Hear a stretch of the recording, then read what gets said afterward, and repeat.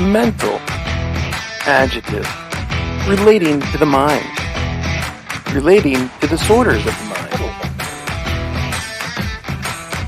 Flog. Verb. Beat someone with a whip or a stick as punishment or torture.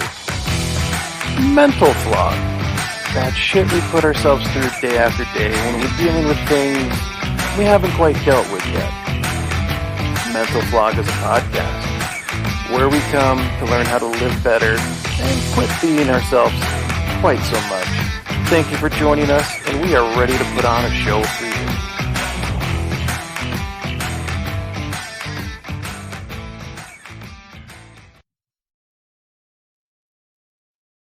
Welcome back. Right. All right, I guess I'm kicking off this one. Okay. Yeah, Well, this is all you, bro. All right, cool. Okay, well, welcome back, everyone, to another episode of Mental Flog. So this is our fourth episode of Season 2, the Season of the Fool. So this episode is abuse and narcissism versus, well, TikTok told me that you're toxic. So I'm here with your friendly neighborhood Bishop. So, Bishop, what's new with you? I have a new love in my life, Jeff. You do? I do. Okay. I purchased. I can already tell that there's a twist here. So lay it on us. I purchased a 1989 Ford Crown Victoria. Oh, nice! It's like an old cop car. Yeah, this is the civilian version, but it was purchased originally in '89 at Ogden Ford. And there is a picture of the lovely Asian couple that purchased it in '89 still in the owner's manual the day they bought it in front of Ogden Ford. Nice. So how's it running stuff? I had to do a water pump on it and some rubber hoses because it's old. And the water pump was a 2-weekend saga, but AC blows cold, cruise control works, power door locks work, Sweet. Power windows work. I have been dailying that thing. Well, getting into a newer, more reliable vehicle is definitely on my list. But just see, the more I learn about newer vehicles, the less I desire to own a newer one.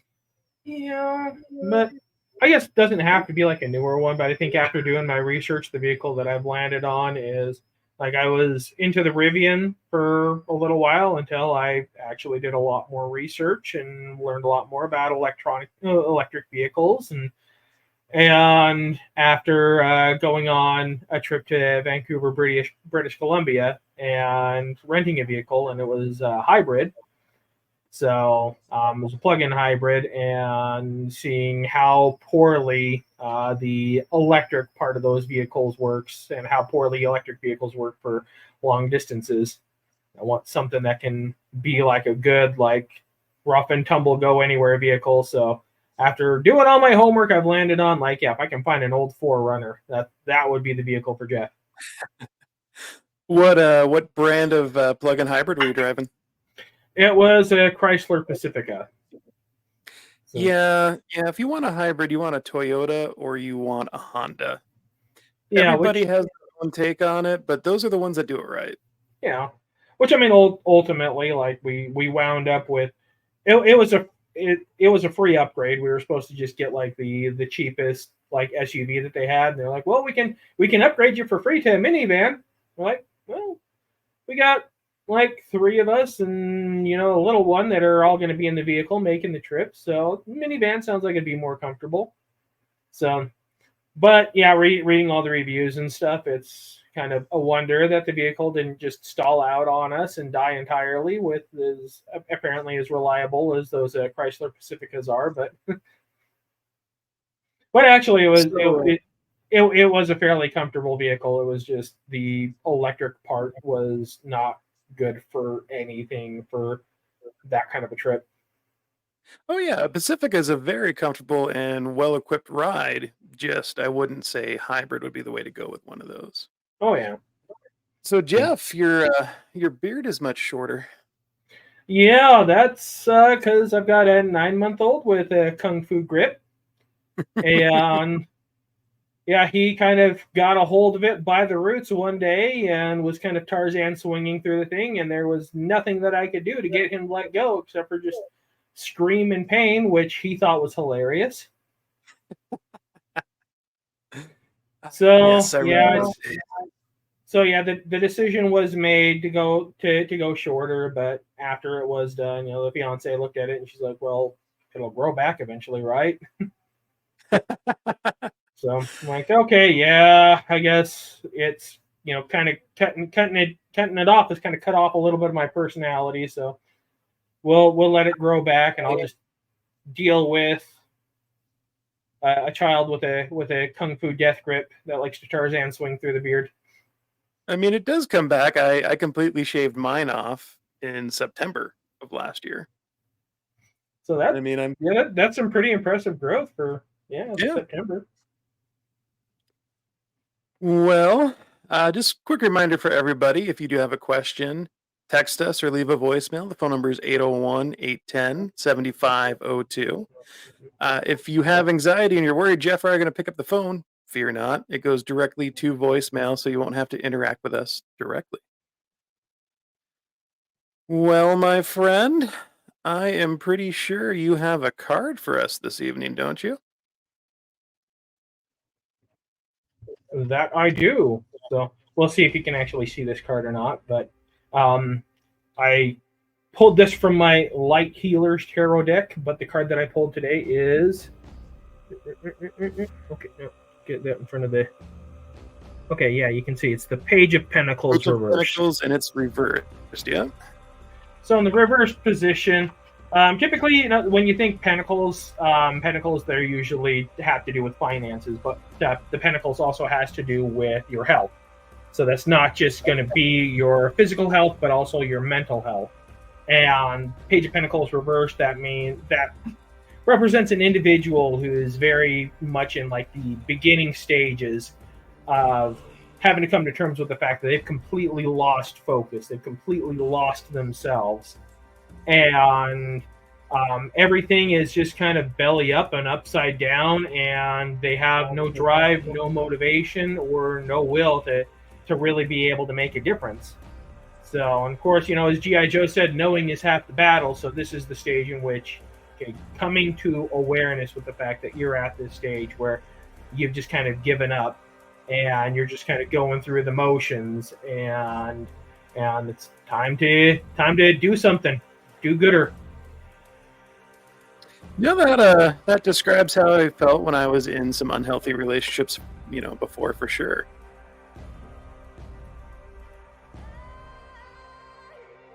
Well, my friend, Oh, shizzle. should we kick off with a little bit of talking points from the internet? All right, cool. So, Kim.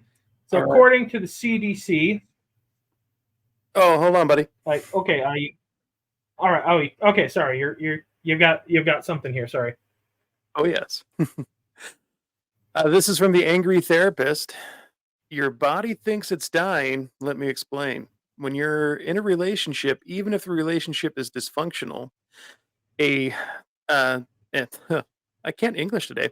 Even if the relationship is dysfunctional, toxic, and unhealthy, there can be a feeling of safety. The relationship itself may not be safe, but having a place in this world where someone's name and number to put down in case of an emergency.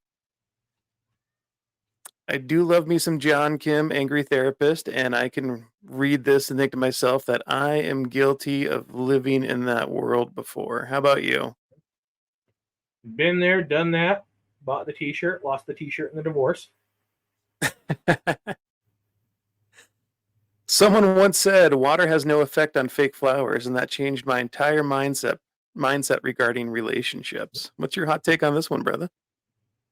No, like I feel that, and I think we'll kind of go into that a little bit as I kind of go through my spiel today, and the whole like, well, what is actually like narcissism versus this whole trend of TikTok of just, well, everybody's a narcissist, everybody's toxic, and You ate my leftovers from Cafe Rio, so you're a narcissist. Yeah, there is a lot of toxicity out there in the world, isn't there? Oh yeah. Well, I mean, I think everybody's got toxic tendencies, but I mean, there's a difference between having toxic tendencies, which everybody has, and like true like narcissism or narcissistic personality disorder, which requires an actual like diagnosis. But seems like everybody out there is like an armchair psychologist and likes to diagnose whoever it is that they don't like with that. So, but Very I'll much so. This one hit home for me because it really clicked because I've experienced this, but the magic you're looking for is in the work you're avoiding. And I deem this to be 100% true. The stuff that we don't want to do that seems like it's going to be so much work and we put off and we put off and we put off is the most important shit. I'm feeling personally victimized by this statement. I would like to seek financial compensation. Trying to understand the behavior of some people is like trying to smell the color 9.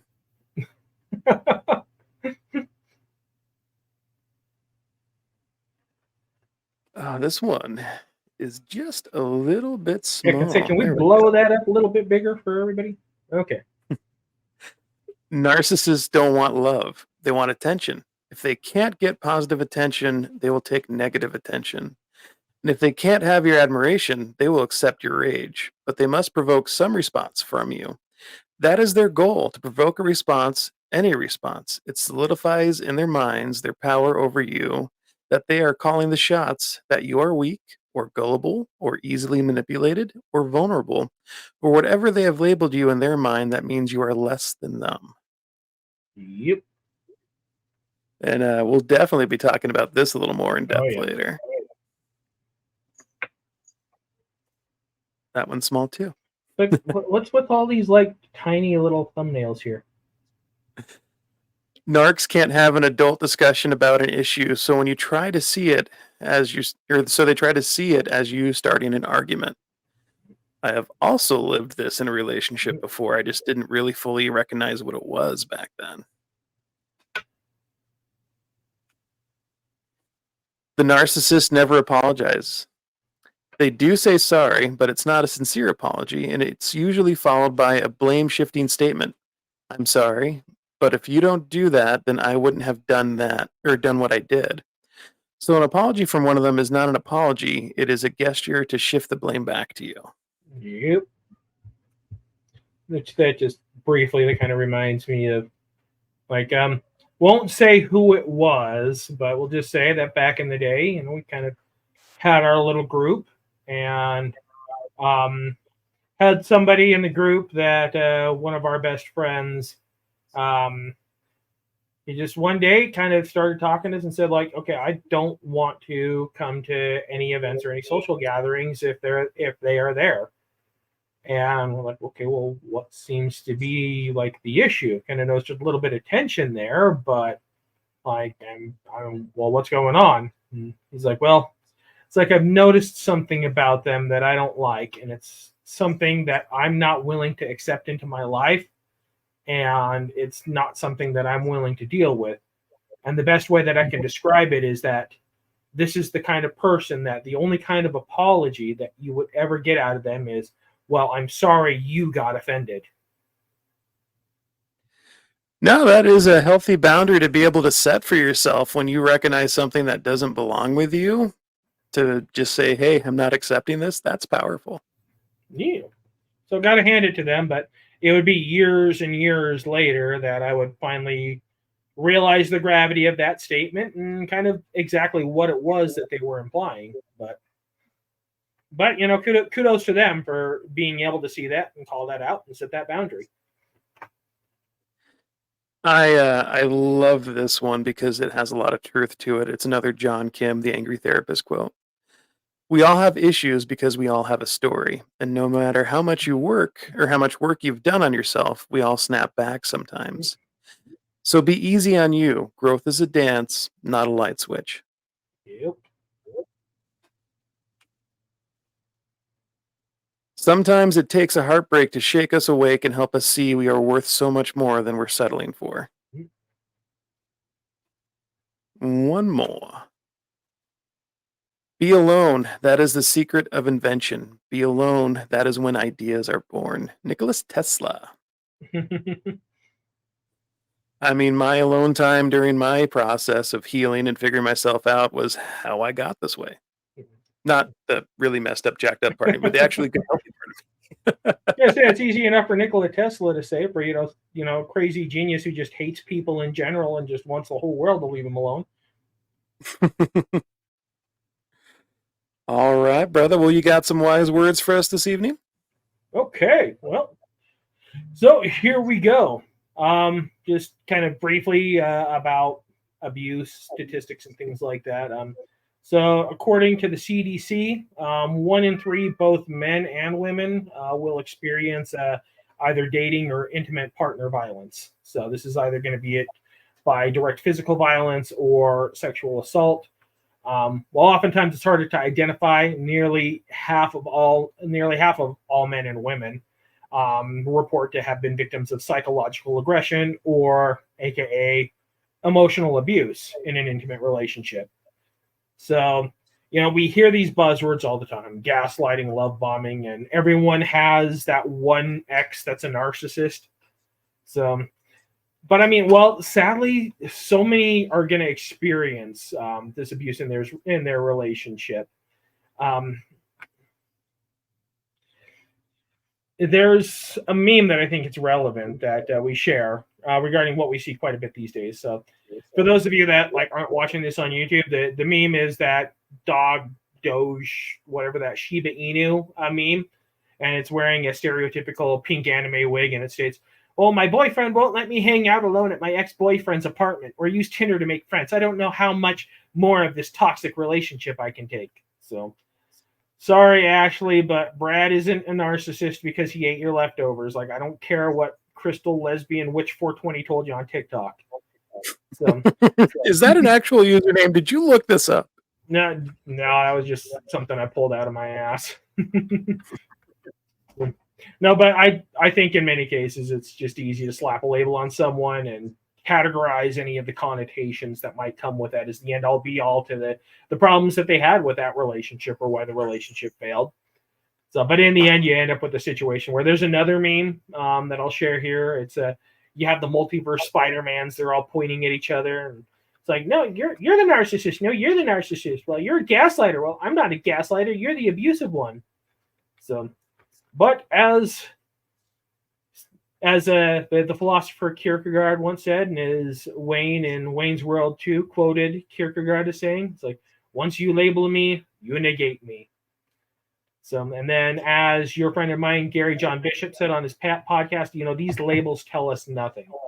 So tell me what they actually did, and we can actually assess from there. But you can't just slap a label on somebody and call that good, because that just completely negates them. It's just, well, they're just this, and that doesn't tell us anything.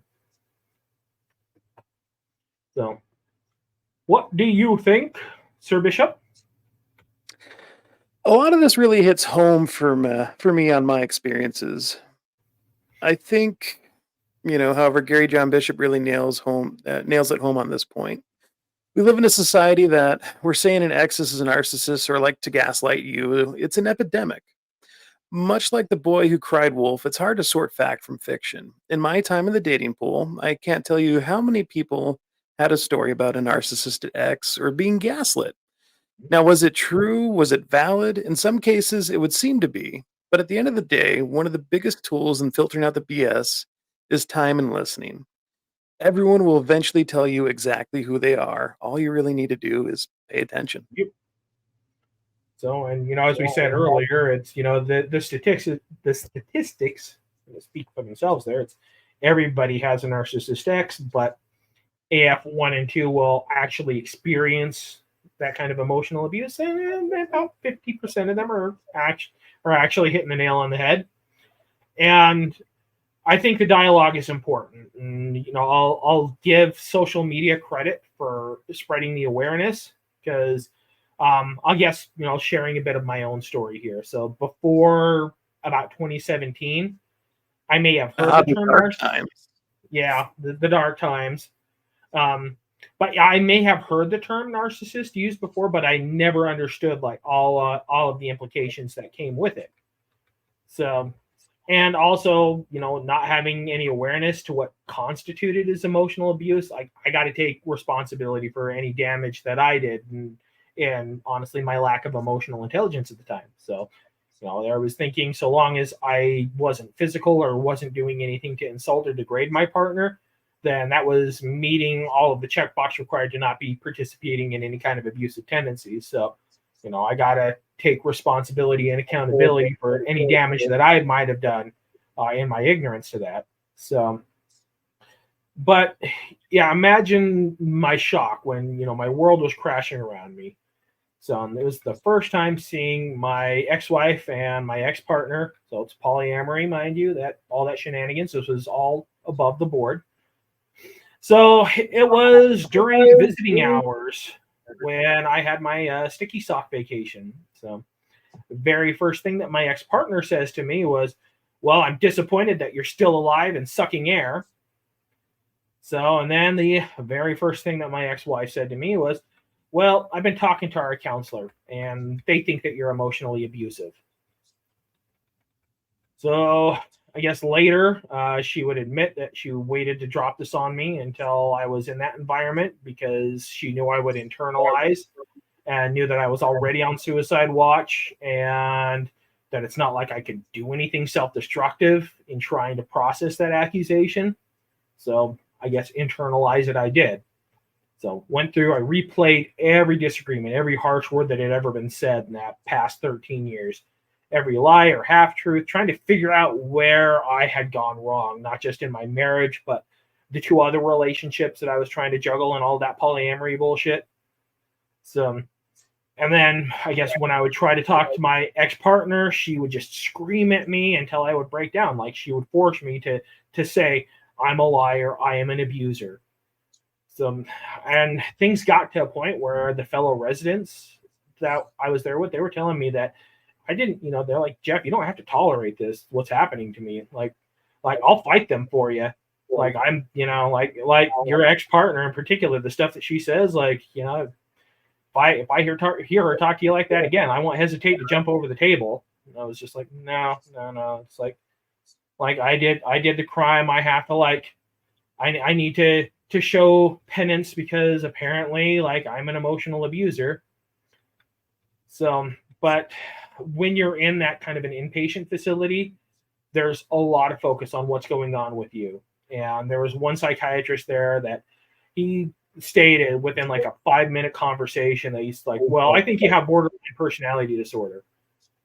But then for the rest of the session, only wanted to talk about my weight. So he added metformin to the cocktail of other drugs that he put me on. So now I'm a liar, I'm an emotional abuser, and apparently I have borderline personality disorder.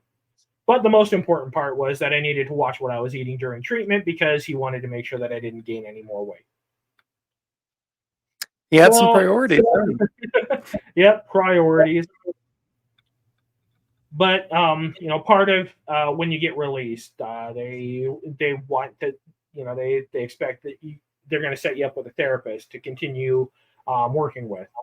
So, and then they tell you, "Hey, this is where the real work is going to be when you try to rejoin the rest of society." So, treatment isn't just about what's going on with you internally, but it's about what's happening externally and how to better cope with that. You're trying to rejoin the real world. That's, you're kind of safe, you're isolated, you're kind of coddled in here, but going back out into the real world, that's when it's, well, okay, kick you out of the nest. Here you go, fly. So I was seeing a therapist for a while, and after a while, I was shocked to hear a new verdict. First, he said that there was absolutely nothing to justify borderline personality disorder diagnosis, but he said there were some other things that he had caught on to. So he handed me some paperwork, and he said, "Well," says, "there are 8 signs that someone has been the them of narcissistic manipulation and abuse. If someone shows 5 of those signs, then that's when I would say someone has definitely experienced narcissistic abuse. He said I showed all 8. So it's the wrong kind of home run to hit there, buddy. Yep, but with that, the new diagnosis that he gave me, that's a diagnosis that's stuck with 2 other therapists that I've worked with since then, and I think my diagnosis to this day is actually just major depression disorder, generalized anxiety disorder, and PTSD. And at the time, he also said that he diagnosed me as being codependent, and that I got caught in part of that dance between a narcissist and a codependent. So, and then he wasn't the first to give me this warning, but he was the first to give me this warning, but not the last to give me this warning. Firm warning was issued. It says, well, he's not authorized to give a diagnosis to anyone else, but if his suspicions were correct about the narcissist in my life, that there would never be any peace. There would never be any compromise. That a true component with somebody with narcissistic personality disorder is that they are not capable of ever changing. And my only saving grace, the only peace I would ever find, would be to go absolutely no contact with that person. So I guess just for clarification, I'm not saying that it was the ex-wife that was the narcissist, in case there's any confusion there. I think both her and I did have codependent tendencies, though, that kind of led to unhealthy dynamics when, especially when that relationship was opened. And it was just, say, like, if kind of using some nerdy astrological terms here, it's like if the 2 of us were 2 circling dwarf planets in the universe, then, well, I was pretty easy prey to get sucked into the orbit of a gas giant planet of a narcissist till their gravity eventually tore me apart. So I guess, was I emotionally abusive? Was I a liar? Or was I just the victim of narcissistic abuse? I think the honest answer would be kind of a little bit of all 3. And I think we'll kind of dissect that more as we go into this episode, because I'm not here saying like, hey, I'm perfect, I didn't make mistakes or anything. And I ultimately have to take accountability for the dumb shit that I did and the places where I went wrong. So a little bit of a tangled mess, but ultimately it is a little bit of all 3. But there was that new component that was added where previously this was all my fault and I was internalizing all of it. No, I've definitely internalized some stuff like that too, and it is a bad trip, my friend. I remember you talking about this in your tower episode on last season, and I really do love how the therapist was really clear that they could not diagnose someone not in their care. I think if you go into therapy with an ulterior motive, trying to get somebody else diagnosed, you are part of the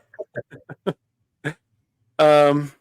Growth and change is a part of life, and if you live the same shit, different day life, you'll always be in the same shit no matter what. Furthermore, if you don't look back on parts of your past and cringe, have you actually grown? I know when I look back, there are periods of time and actions that today's version of Bishop would full on call me out for with no remorse. Like, gloves are off, I would get a beat down for some of the shit that I pulled in my past, and rightfully so. The version of you and the version of me that exists today are not how we've always been. It's taken a lot of work and therapy and reading and processing and learning to get to be who we are today. Yep, full shizzle. But as that one meme you posted earlier says, it's like growth is it's not a linear thing. So yeah, it's a dance. It's not a light switch. Yeah, it's a dance, not a light switch. There's going to be things that will trigger your old behaviors because it's a process to get out of those. So there's going to be bad days. There's going to be good days. Yeah, I think the key is to recognize it, but not to beat yourself up over it. Like, you don't need to give yourself an excuse. Okay, this happened. Understand it, accept it, move on, and be better. Yep, but when we talk about triggers and schema therapy, or actually they don't in therapy now they're trying to push, they don't like to use the word triggers anymore. It's activators. is the term that they're trying to use now, but that could be an entire episode or pretty much an entire series by itself. It's just but I mean, that is, part of the therapy process there is like learning what your triggers or your activators are. Because once again, knowing is half the battle, but it's, what is a trigger? What is a schema? It's basically you have this trauma that you've experienced and your brain has developed like a set of pre-programming that your brain just automatically kind of goes into. It's essentially going real super nerdy. It's like the switch has been hit. Your prefrontal cortex is no longer in control. Now the amygdala, which controls, the fight, flight, freeze, or fawn process, is in control. And so when all said and done, you're looking back like, well, why did I do that? Because that reaction does not help me at all. So once you learn what those activators are and what your action tends to be during that process, then you can work to try to improve it. But that's that. And that's the long and short of it. But definitely like something that could be its entire thing altogether. So,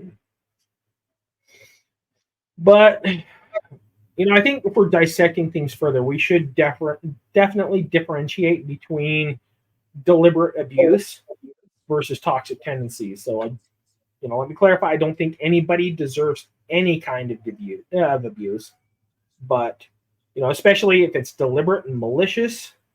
Though even if it's not deliberate, the end result of toxic tendencies we may not always be aware of. But ultimately, if someone says you've hurt them, your real test of character is how you respond, and if accountability can be taken and efforts made to correct that misdeed.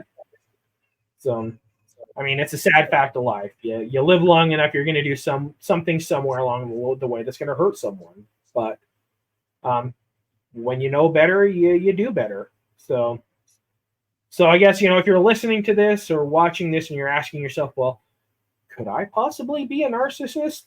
Well, I think the answer is going to be that, well, you might have some narcissistic tendencies. You do not have narcissistic personality disorder, because a true narcissist never sits there and asks, hey, am I a narcissist or not? Because everyone else are the narcissists. I have some PTSD on that thought process. I've been accused by 2 ex-people in my life of being a narcissist. One of them even had their mother's best friend silently stalk my Instagram until one day she responded to a book post I made with a recommendation that I check out some narcissist diagnostic mental health manual. Oh, jeez. Yeah, that spun me into a tizzy, because am I a narcissist guy? I will sit there and I will internalize that and think about shit. At least I used to be. I'm a lot better about it now. This reminds me of another meme that I should have tracked down to share. It's the, what do you think is, the greatest mindfuck of having gone through narcissistic abuse? Like, it's that whole, like, am I truly the narcissist? Or, like, the person that abused me, was I the one who was actually manipulating them? And then did I research enough on the topic in order to try to appear like I'm not the narcissist so that I could accuse them of being the narcissist? Like, I don't really know. I have to actually sit here and ponder this. Because that's the mental health rabbit hole goes hard. Yeah, but the honest answer is like, okay, well, if you've been in that kind of situation and you sit there and you're like, well, am I actually the narcissist? You're probably not, because the actual narcissist doesn't sit there and be like, well, like, am I a narcissist or am I not a narcissist? Like, how do I tell? Like, they're not a narcissist. Everybody else are the narcissists. So, but I guess, yeah, let's address the elephant in the room. Like, how do Why you calling me an elephant, bro? Dude, I'm pretty sure I got at least a good 20-30 pounds on you. So let's so, but like how, the elephant in the room, not the physical elephant, metaphor. Okay, like, how do we know if someone is a narcissist, or how do we know if we have the sign. How do I know? Like, do I have the signs of narcissistic abuse?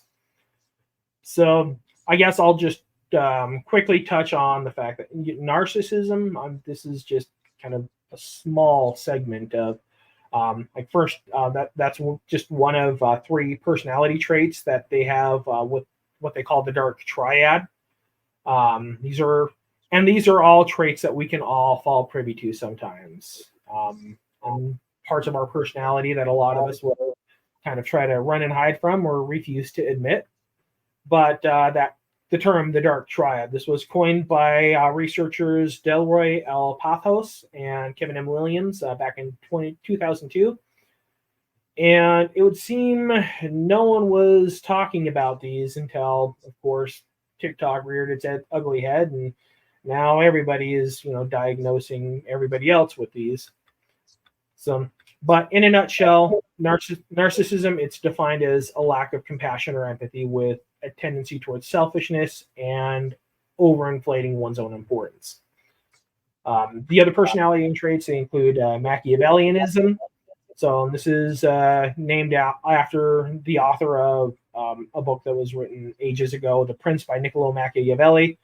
So he was at the time trying to suck up to the political powers of the Medici in Italy. And he wrote things such as okay, well, if your subjects try to rise up against you, you should destroy them in such a way that in such an economically or psychologically devastating way that they would have nightmares at the very thought of ever trying to rise up against you again.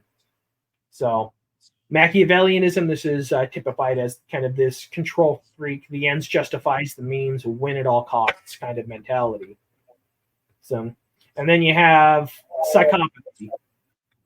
So while lack of empathy can be part of this, like unlike a narcissist who manipulates others to satisfy their own insecurities and feel their own inflated sense of self, like a psychopath actively engages in antisocial and destructive behaviors with no fucks given. So the narcissist is all like me, everybody look at me. I need everybody to feel like I'm the most important person in the world. Like, and a psychopath is just like, well, I'm gonna come and like poop on your carpet and burn your house down. Like, I just don't care. I don't care if you like me. I don't care if anybody likes me. So, but ultimately, on our worst days, everybody can exhibit one of these dark triad personality traits. Sometimes we can just let these slip out during a heated exchange or at any point if we lose emotional control. But knowing which tendency, which one you have a tendency towards, and that is a helpful tool in being able to recognize, like once you start getting out of control, being able to reel it back in a bit.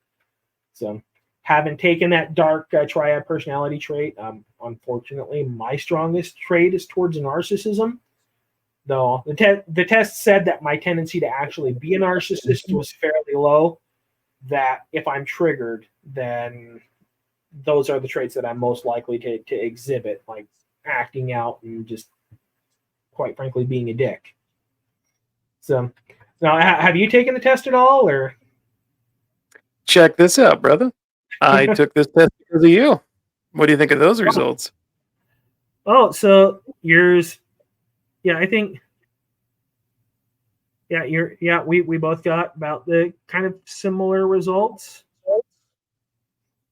So, although I think psychopathy was the lowest on mine, but yeah, 19% narcissism, 8% Machiavellianism. Yeah, so those are fairly low numbers.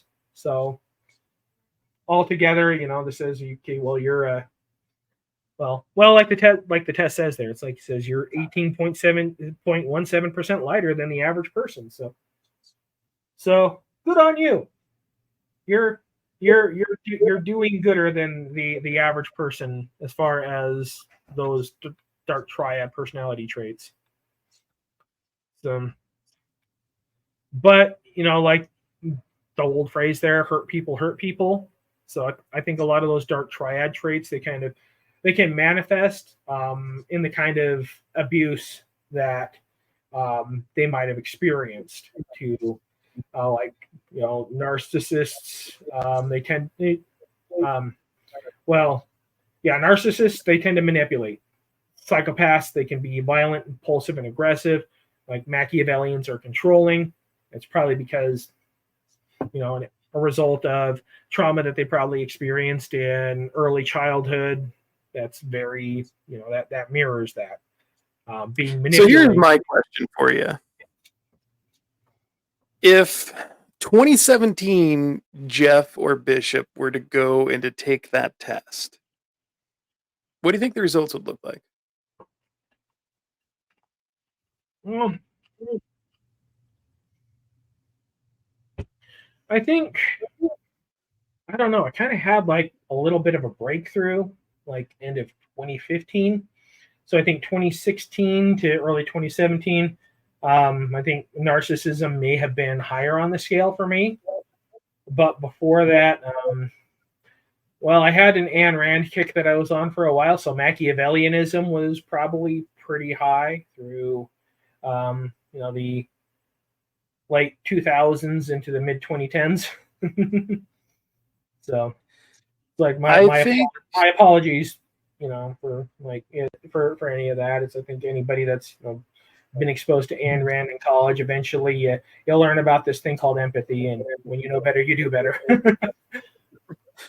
Yeah, I think you're right, though. I think the scores would be different. There's many different tests that I've taken over the years in different stages and processes of growth in my life, and I can see the changes in them over the years. And it begs the question for me personally, what would 2017 Bishop's test results be like? I feel like they probably would be higher on some categories. I'm not entirely sure which ones.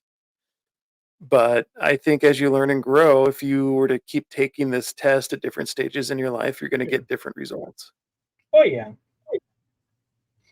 For anybody who is curious about this test, if you follow us on Facebook, I actually included a link to this test, the very one that I took, right there in the description of one of the photos when we were talking about recording this episode. So that link is on the Facebook Mental Flog.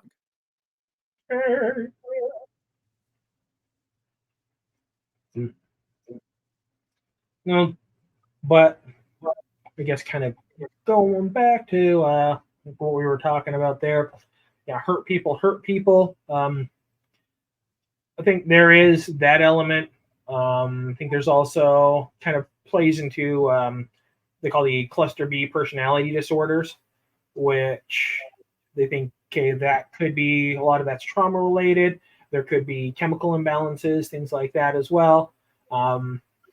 Don't purport to be like a psychology, like to have a great degree in psychology or anything like that. So this is just so that I don't know for sure. They might have an actual answer once you go a little bit further down the rabbit hole. But I think basically kind of what I've ascertained is once these dark triad traits tend to become a dominant part of somebody's personality, then that's when they're prone to be diagnosed with one of the cluster B personality disorders. So those include narcissistic, histrionic, antisocial, and borderline personality disorders. So I think histrionics and borderlines, they might not be as prone to narcissistic and antisocial. These ones tend to fall more within the lines of a lack of emotional regulation. Yes, histrionics, they're prone to be dramatic. They have these dramatic displays and impulsive behavior. Borderlines, they tend to be typified by a very rigid thought process and a lack of emotional regulation in relation to their stereotypically black or white line of thought. So, they can love you 1 second, but then absolutely hate you once you've done something that triggers them. So then antisocial personality disorder, this is the term that the professionals prefer to use instead of labeling someone as a psychopath now. So, but both this and narcissistic personality disorder revolve around a lack of empathy as their cornerstone, whereas histrionics and borderlines, they can have basic empathy while just lacking emotional regulation. So, but we could probably spend weeks on childhood trauma, schemas, etc., and everything else that comes into play in the development of these traits. But for the sake of brevity, we're going to stay focused on narcissism and narcissistic personality disorder. Is that seems to be the $1 million word everybody's cashing in on. So, Jeff, are you gaslighting us right now?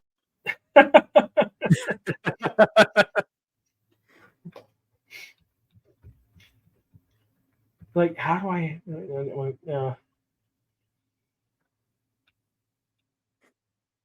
Brain fart. Okay, sorry.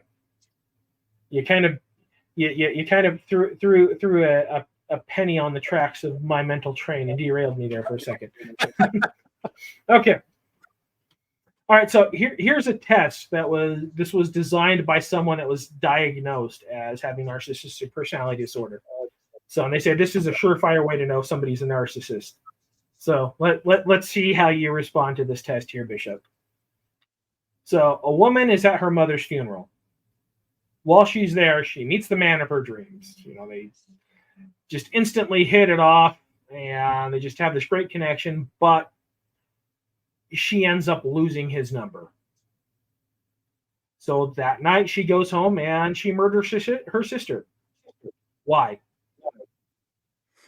That's a friggin' plot twist. I'm gonna be honest. I feel like I'm trying to smell the color 9 right now. I don't get it. Okay, let me try that again. Okay, so this woman goes to her mom's funeral, meets the man of her dreams there, but ends up losing that dude's phone number. Okay.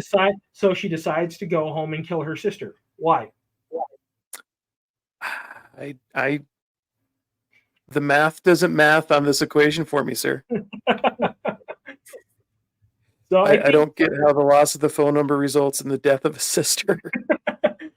So I think, yeah, what you're showing there, this is like normal thought processes, normal thinking processes.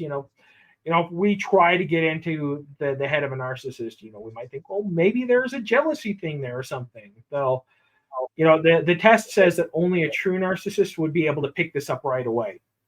So, and the true narcissist answer was, well, if the man knew her mom, there's a good chance that the man knows her sister as well, and he's going to show up to the sister's funeral as well. Wow. So apparently, if somebody is a true narcissist, they'll be able to answer that right away. That's fucked up. So indeed, but well, congratulations. You failed that test, which means I guess you failed, which means you passed. So I'm gonna take it on that one. So good on you. No, but typically, when the thought of narcissism is brought up, the topic of narcissism is brought up, the one manipulation tactic that everybody likes to talk about is gaslighting. So, and gaslighting, of course, is when somebody takes and they twist things to try to make you question your own sanity. So it's the age-old that's not what I said, or no, I was just joking. Quit being so sensitive, or otherwise they're trying to make it seem like your judgment or your recollection is questionable. Try to make you question your own reality. So, other than that, they might want to say someone is a narcissist because they lie a lot. While a narcissist often does tell a lot of lies, but I mean, just because someone tells a lie, that doesn't mean that they're a narcissist. I guess I'll touch at some point on what Plato said about people and why they lie. But going back to ancient Greek philosophy, but we'll cover that later. But let's first go into other tactics that narcissists actually use. So, I mean, if we go down this list here and you can say yep to most of these items, then once again, can't make an official diagnosis, but the shoe is probably pretty close to someone's size. So at the start of the relationship, you're probably going to experience what they call love bombing. Narcissists, they tend to be very charming, very kind of larger than life, and they have a way of being able to like suck people in. So, and then once you're kind of sucked into their orbit, the relationship's going to move stupid fast when they lure you in as quickly as possible. They might butter you up with gifts and, whispering all the sweet nothings into their ear. They might try to say that, they feel like you're their soulmate or something like that. So then your head is going to be spinning with like, wow, this is intense. This is moving fast. This is kind of crazy. But hey, we all like as Morrissey once said, like, I am human and I need to be loved just like everyone else does. So most of us, like, we just eat it up, especially us dudes. Like, you give a dude a compliment, like, he'll hold on to that for the rest of his life, because most of us dudes don't get compliments. So like any kind of like positive attention, it's like you become like butter in a freaking microwave. Oh yeah, I mean, getting love bomb has to feel friggin' amazing. Yeah, and that's part of like what kind of messes with your head, because as you're trying to recover from that, you're like, well, there was these parts of the relationship that were awesome.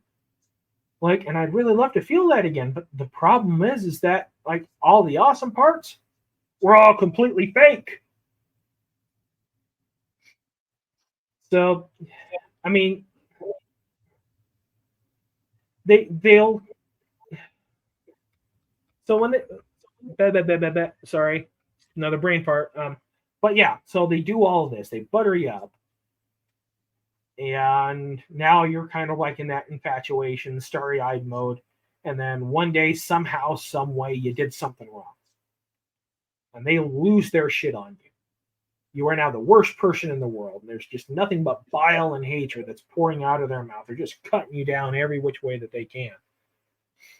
And they do this because, the relationship, it's what happens in your brain. This is no different than being on a potent drug.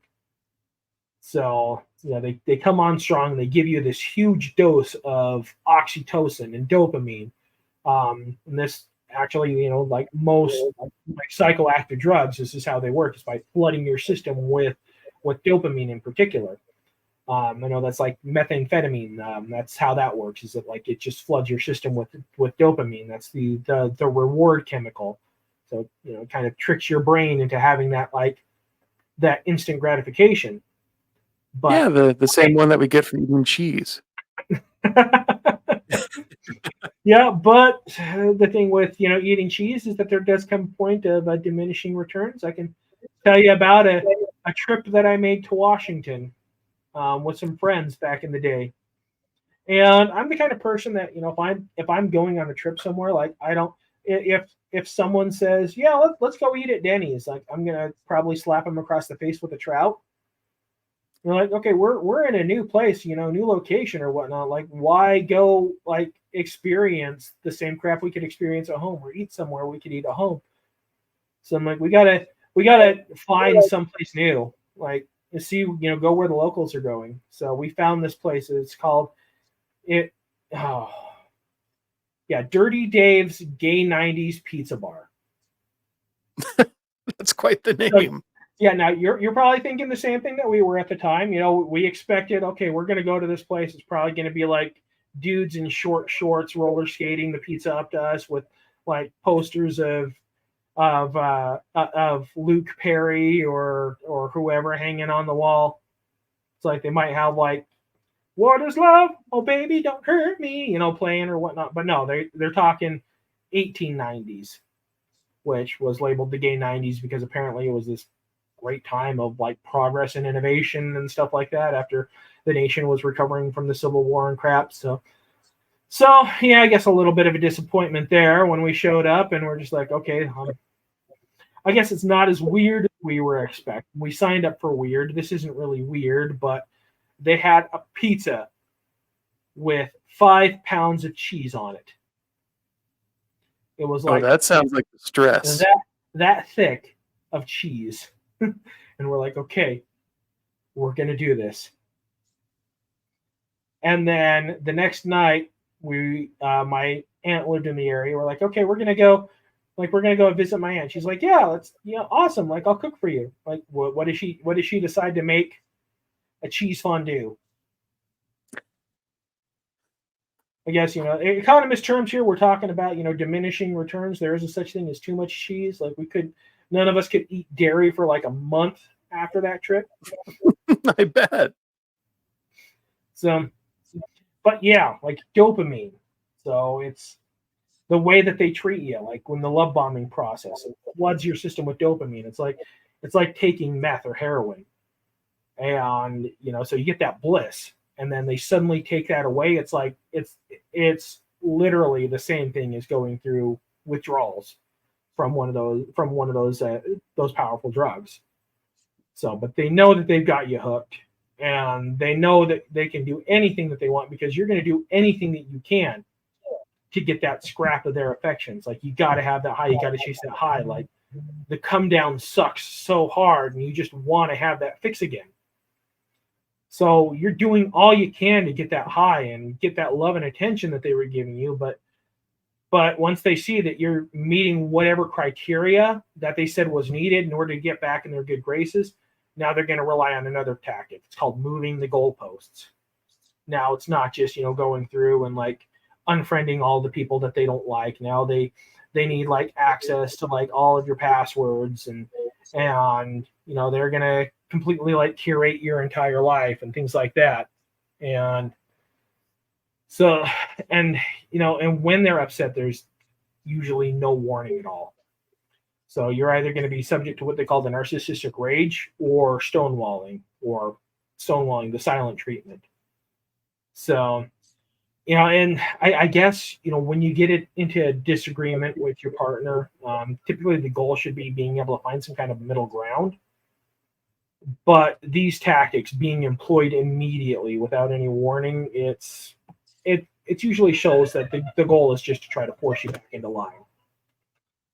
So it's just immediately shut you down, put you back into line, like no middle ground to be found. So, and then you try to call them on the behavior. And this is when you're going to encounter gaslighting. So trying to make you question your perception. And then they start with the crazy making. So then they try to diagnose you. They try to find ways to make you believe that you're the problem because you have some sort of cognitive dysfunction. They start trying to diagnose you. It's like, well, yeah, maybe you have one of these cluster B personality disorders or something like that. And a lot of times what they're going to be doing is they'll use a tactic that's called projection. So this is, whatever you're being accused of and what you're being made to believe is actually something that they're probably guilty of. And they're trying to shift any blame or suspicion onto you. So don't want to go too much into all of my crap, but I'll use the lying thing as an example of what I lived through. So they emotionally shut you down to the point where you don't feel safe to tell them everything. They'll call you out on everything that you omit and make you feel like you're the worst person in the world for not being completely honest. It's like, oh, well, building up this persona of themselves is being beyond reproach, when in reality, everything about their persona is a fabrication, and they're lying about everything is their entire modus operandi.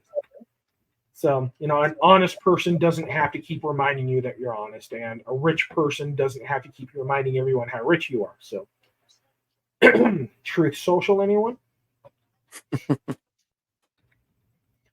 So in arguments, they'll infantilize, or basically that's condescending by another word. Treat you like you're an incompetent little child, talk to you like you're 5 years old. So this is a gaslighting technique. They'll treat any complaint like it's no big deal. It's just in your head, or this was just taken the wrong way. Or so they'll either diminish it, or they'll catastrophize, where everything you say is blown up to a ridiculous level. So you can say that you're upset because you don't like how they just flirt with everyone, and they'll respond that since obviously you hate them so much, you think that they're such an awful person that they're just going to go and kill themselves. Or they'll change the topic or deflect. So you can say, I don't like how you took my debit card without permission. And they'll just turn around and say, well, I don't like it when you keep me up all night with your snoring. So, and then God forbid you ever do make a genuine mistake, because then the guilt trips start.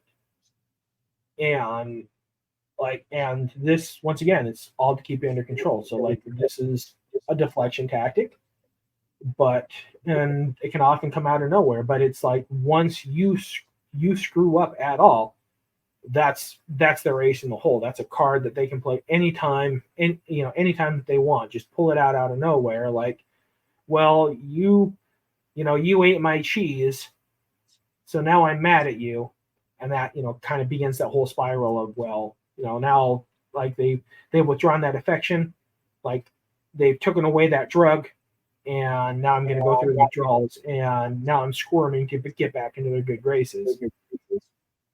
So, and you're just vibing, and then they just get upset at you, and they're just like, oh yeah, like, I'm still mad at you because I caught you wiping a booger on the couch 6 months ago. So then, in efforts to make you look crazy, they can employ another tactic. It's called dog whistling. So, and this is, if you've ever heard of the Pavlov's dog experiment, that's, when anytime that was, he trained the dog so that, like, anytime that he'd feed them, he'd ring a bell. So they began to associate the ringing of the bell with being fed.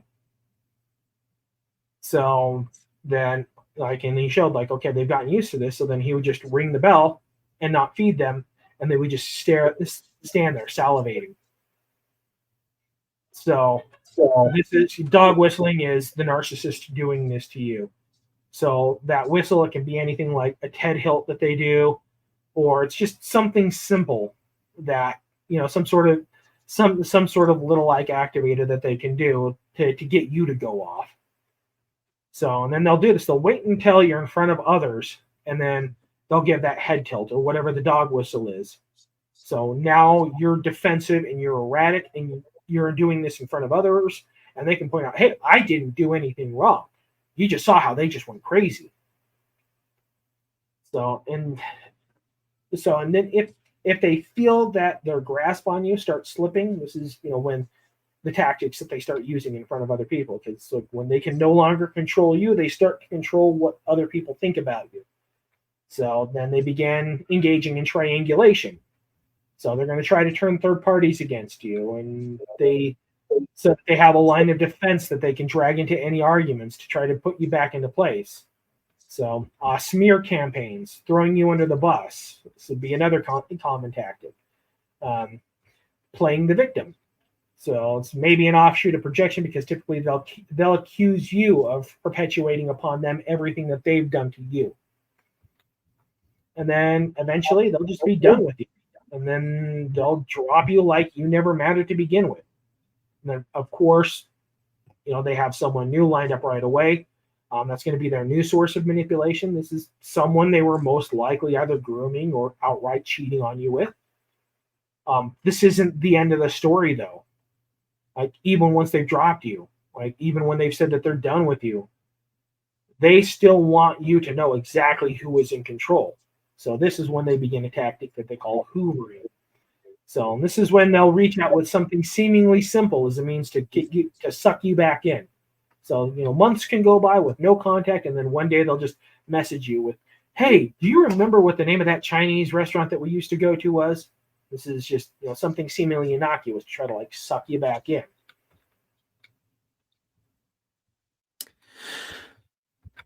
If you block and mute them, you'll literally forget they ever existed. You can get stuck because you keep stalking. Out of sight, out of mind is a real thing. Yep. A friend once gave me similar advice about this, about someone who I was hopelessly stuck on. Just because the advice is good does not sadly mean we'll take it. I mean, we both experienced this. Yeah, we all have to stupidly learn the hard way. If I had taken this advice, it would have saved months of stupidity. There were two final straws for me. She once commented on a Facebook post that her new boy toy had to console her all night after watching an Avengers movie. After that, I blocked her on Facebook. Oh, jeez. Like, one of my friends even called her out, like, I see you, I know what you're doing. Quit doing this shit. Later on, I would start to get notifications that she liked my Instagram posts, only to unlike them right after. So I was getting the notification that, so and so liked your Instagram post. And if you look at it, there's no like there. It was like, oh, that's his. Like, unlike, scroll, Hoovering. like, unlike. Yeah, that's hoovering. Mm-hmm. I was done giving her attention. It sucked in its own way to fully close that door, but I can tell you I really don't regret it. Yeah. But, this is why, when you talk to the professionals, they'll tell you, like, hey, the only kind of peace that you're going to find, the only way that you can win this game is to refuse to play it. And that means you have to go full no contact with this individual. Just, block them and keep them out of your life as much as possible. It's true. So, and I mean, just, once again, the tactics that they'll go through, like the hoovering thing. I kind of have my own experience that I'm dealing with that, where it's the, I not giving them any time, any attention, like it blocked them entirely, kind of cut them out of my life. So, they've hoovered relatives and got them sucked in. It like started off with the this is just need to know for like medical reasons and stuff like that kind of information, but now it's like I've got like relatives that like I've had to kind of extend that no contact with because that person started this hoovering tactic and to lock them into kind of an inappropriate dialogue and an inappropriate relationship where the entire reason for this is to try to trick them into giving them information on me. It's like, you should be smarter than this.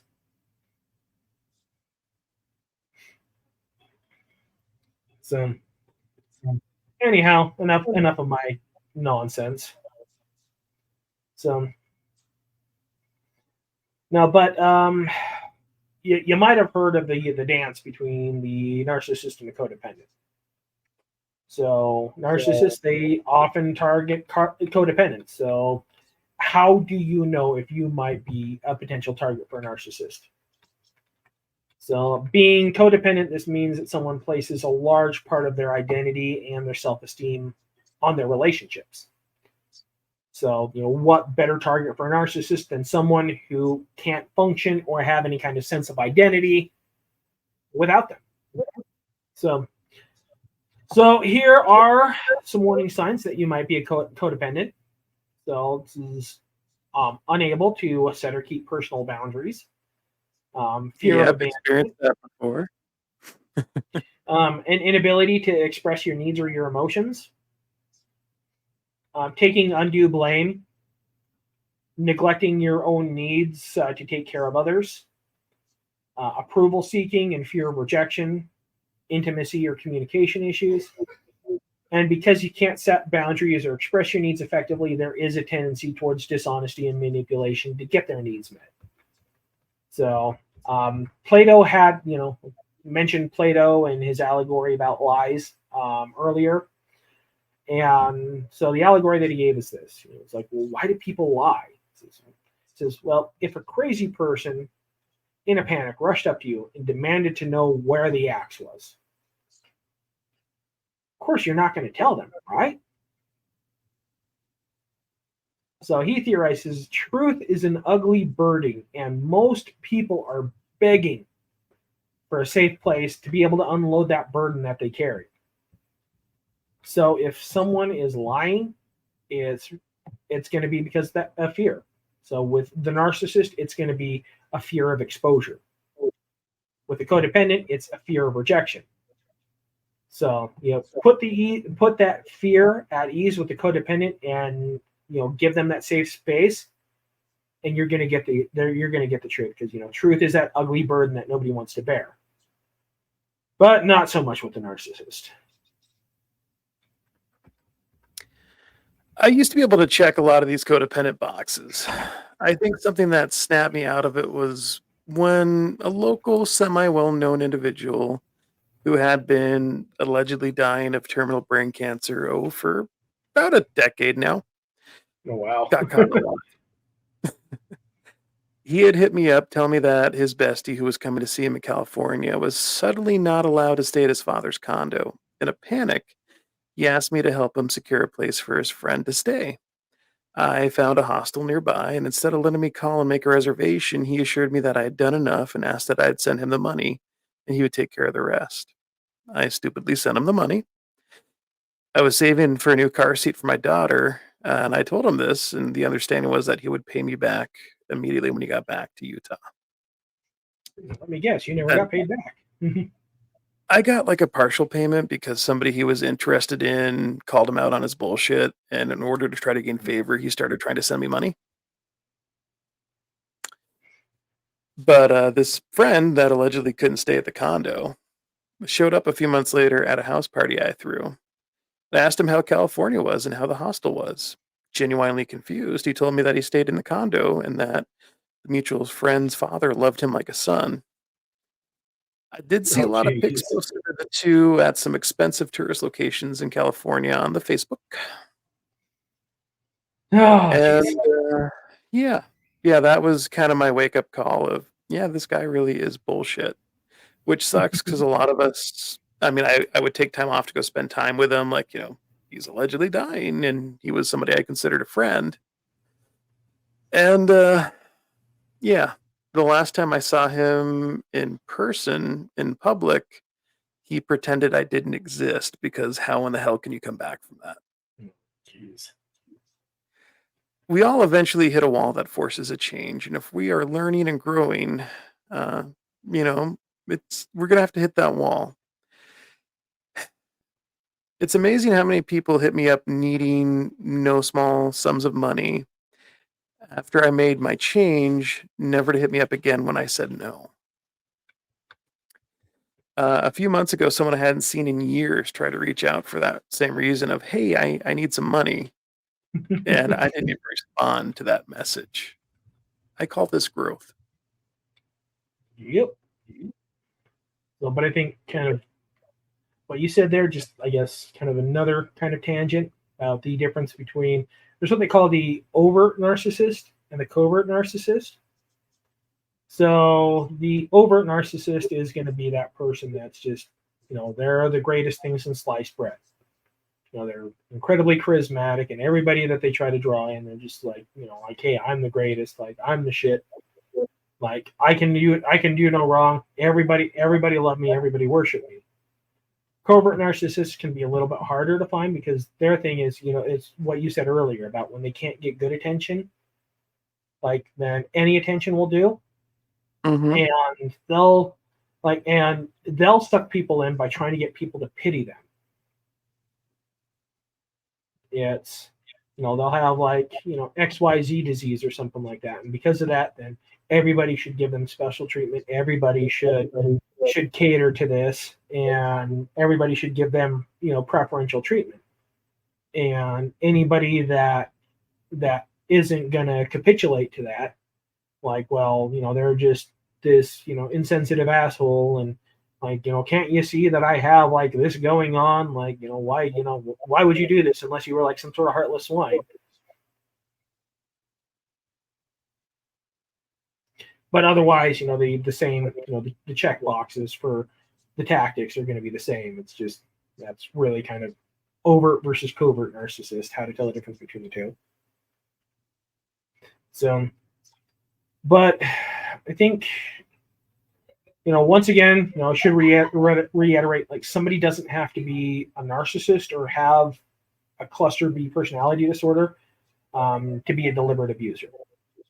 So, and early childhood trauma, a chemical imbalance may be at the root of either, either way, but at least, maybe we now have a better grasp on narcissism. So I guess now, how do you tell if somebody's been the victim of narcissistic abuse? Because, somebody who's trapped in that cycle, they're not gonna be like, hey, like I'm stuck, in this cycle with like this person who's abusing me. So it's like, okay, well, how do you tell if somebody might be experiencing this and is trying to hide this or trying to play things off like everything's okay. So first sign is going to be their physical health is visibly deteriorating. So you can physically see the life getting sucked out of a person. So with this, they're going to be under an intense amount of stress. This is going to make them more prone to illnesses, and it will physically age that person. So second one, their mental health is going to be deteriorating. They start, well, like the diagnosis that I was given. It's like they're gonna pick up anxiety, depression, and signs of post-traumatic stress disorder. They start having issues regulating their emotions, so they might be prone to bouts of complete withdrawal, social isolation, or that one and whatnot, or they might have outbursts and breakdowns. So then a withdrawal from family and friends, feelings of inadequacy, low self-esteem, problems forgiving themselves, and trust issue. Then they start to lose their sense of identity, like anything that used to be their thing that made them happy or whatnot. Like they no longer have that. And then of course they start to show like an inability to be able to set or enforce any kind of boundaries. So if someone is exhibiting these signs, so it might be time to reach out. So you may ask why someone would stay in this kind of situation, but keep in mind that actual victims would typically be isolated from their friends and family and finances. So when the narcissist is all you really have, then who do you turn to for help? Especially, when doing so is often going to require losing everything, including your identity. So in my own journey, like I was only able to crawl back with a tremendous amount of both emotional and financial support from friends and family. So, sometimes that path to recovery for someone is just being able to offer a couch to somebody for a few days, or but I guess one way or another, like people make sure that you're checking in on your friends. So someone said to me, like after the fallout, the biggest way that they could tell that something was wrong is that they came to see me as this just big person. When they say big person, they mean like just both physically and personality wise. It's like you're just this big person. You're just this whole when you're in the room, you're gonna notice. So they said, so with you being such a big person, when I started to see you become smaller and smaller, that's when I knew something was. So sadly, this kind of emotional abuse, it affects both men and women equally.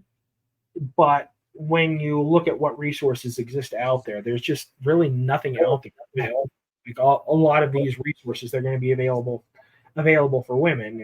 And this is not to try to denigrate their experience or things like that. We need these resources out there. Just saying that, like, with what's out there, it just kind of seems like the dialogue seems to be one-sided. Like, dudes don't experience this. So, and dudes are really bad about talking about it and asking for help. Well, true. This once again is the whole like, hey, guys, check in on your friends, because like the biggest, like, hey, everybody has their lies that they tell, and the biggest lies that dudes tell is, yeah, I'm fine.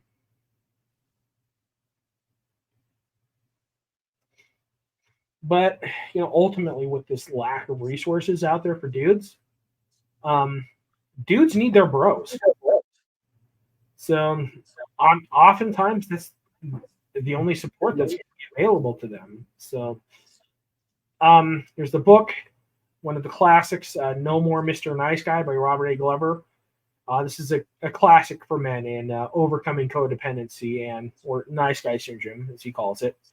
So this book places a lot of weight on the importance of men having solid support networks amongst their friends, and having having it to where your partner is not your only means of emotional support, because that's not a good place for any need to be in. As he kind of illustrates, you see like these couples that they're married for 40, 50, 60 years. Like the dude passes away first, like the woman, she keeps on living. She'll go on like, until her 80s, 90s or whatever. Might live out the rest of her days as a widow. She might not, but one way or another, like she was with her husband for 40, 50, 60 years. He passed away. She continues on. Like the woman goes first. Like the dude is dead within a couple of years afterwards. It's like, and why is this? Why is that phenomenon? It's like, well, because like what happens to a dude when his like only source of any kind of emotional support that he's had for the past 40, 50, 60 years is now gone. He just deteriorates like instantly. So that's why it's important. Like dudes, you got to have your bros. So I guess something I'll point out just for a more lighthearted look at what it's like trying to recover from narcissistic abuse. There's a movie that came out recently. It's Renfield with Nicolas Cage. So that's a good flick. Yeah, you got to be okay with blood and guts. But this movie, it tells the tale of Renfield suddenly realizing that he needs to move on and recover because Dracula is his narcissistic abuser. So it's like, and then of course, I'm gonna do the same book that I always recommend, Conscious Loving by Kathleen and Gay Hendricks. This would be for any couples or individuals that are looking to overcome codependency and be able to obtain a higher level relationship. So that, and there are also support groups all over the internet and in person. Pretty much every coffee shop has an overcoming codependency or recovery from narcissistic abuse support group that meets there. So yeah, there is help out there. There is a light at the end of the tunnel, and it's not an easy road to walk, but walking that road is better than standing still. Off my soapbox. I think that was a great episode, man. It was very informative, and we covered a lot of ground in it for sure. And guys, this is one that Jeff wrote, and I think he did a great job tonight. So kudos to Jeff. Yay, I'm useful. For those of you out there, if you're just learning about us, this is season 2, and we are on Facebook, Mental Flog. We are on YouTube, Mental Flog. And you can find Mental Flog, the podcast, where most major podcast hosts are. If you like it, please like, follow, subscribe, and tell a friend. We are a grassroots podcast. We do not pay for any advertisement. So if you found this, it's either dumb luck or somebody hopefully told you about it, or somehow it showed up in your Facebook feed, but we're glad you're here.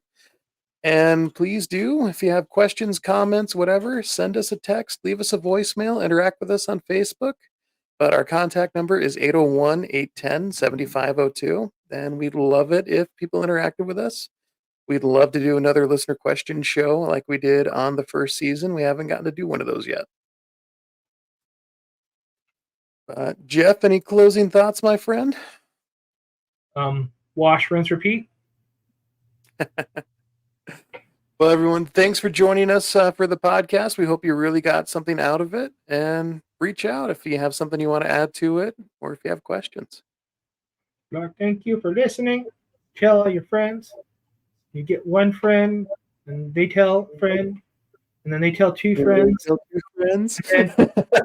Like, and then you'll get the residuals for like every person that you bring in underneath you, and then eventually, like you won't even have to have any of the product in your garage or anything anymore, because then you can be making enough just off of the residuals that like the people that your downline is just doing all the work for you. It's not a pyramid scheme; it's a triangle of exponential growth. I feel like you've heard this pitch before, Jeff. Oh, too many damn times. All right, everybody. Well, we are going to call that a wrap for this episode. Once again, thank you. Thank you, Jeff. Thank you, Bishop.